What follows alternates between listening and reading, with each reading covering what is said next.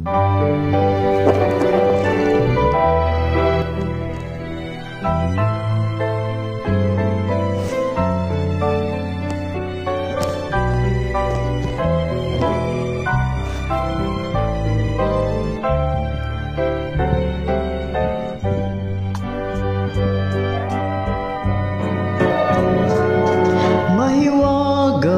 ang buhay ng tao, ang bukas ay di natin piho, at manalig lagi sana tayo.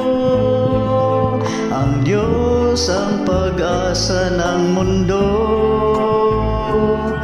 pag-ibig sa ating kapwa-tao, at laging magmahalan tayo.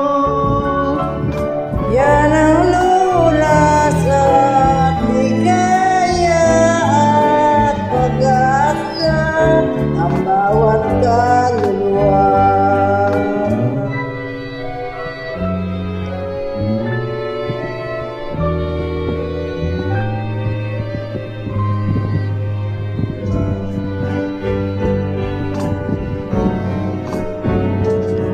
Mahiwaga ang buhay ng tao, ang bukas ay di natin piho, at manalig lagi sana tayo. Ang Diyos siyang pag-asa ng mundo,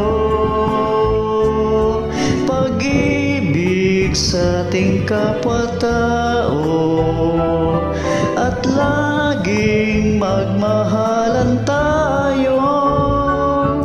Yan ang lunas at ligaya at pag-asa ng bawat kaluluwa.